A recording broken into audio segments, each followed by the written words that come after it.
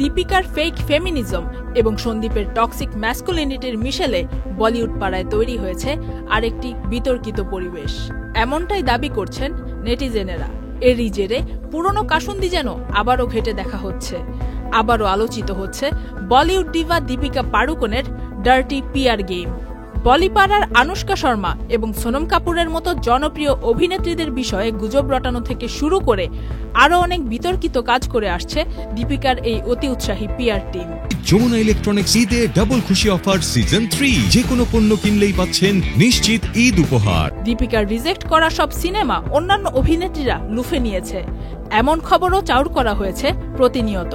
বর্তমানে তার team spirit সিনেমার জন্য নির্বাচিত নায়িকা অ্যানিমেল সিনেমা খ্যাত তৃপ্তি ডিমরিকে নিয়েও নেতিবাচক প্রচারণায় ব্যস্ত।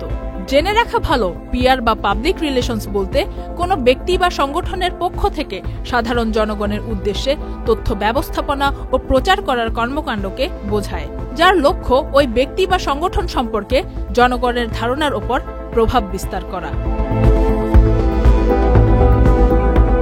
তবে এদিকে পিআর গেমে কম যাননি তেলেগু এবং হিন্দি চলচ্চিত্র নির্মাতা সন্দীপ রেড্ডি বঙ্গা। তথ্যানুযায়ী নিজের পরবর্তী ফিল্ম প্রজেক্ট স্পিরিটের জন্য শুরু থেকেই দীপিকাকে ফিমেল লিড হিসেবে খুব করে চাইছিলেন নির্মাতা সন্দীপ। তবে পারিশ্রমিক এবং ওয়ার্কিং আওয়ার নিয়ে বনিবনা না হওয়ায় দীপিকা এই প্রজেক্ট ছেড়ে দিলে কোথাও না কোথাও হয়তো ইগো হার্ট হয় সন্দীপের। আর তাই তো দীপিকার দাবিকৃত পারিশ্রমিকের সংখ্যাটি প্রকাশ্যে নিয়ে আসেন তিনি, যেটা কোনো পেশাদারী মনোভাবের পরিচয় দেয় না। পরবর্তীতে দীপিকার পিআর টিম স্পিরিট সিনেমাকে অত্যাধিক অন্তরঙ্গ দৃশ্য সম্বলিত একটি অ্যাডাল্ট সিনেমা বলে প্রচার করার মতো অপেশাদার আচরণ করায় ক্ষিপ্ত হয়ে একটি পোস্ট পর্যন্ত করে ফেলেন বঙ্গা।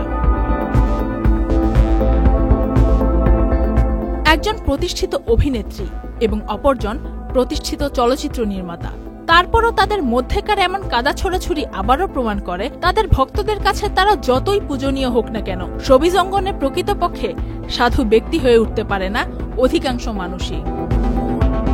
Faria Ahmed Khan, channel I.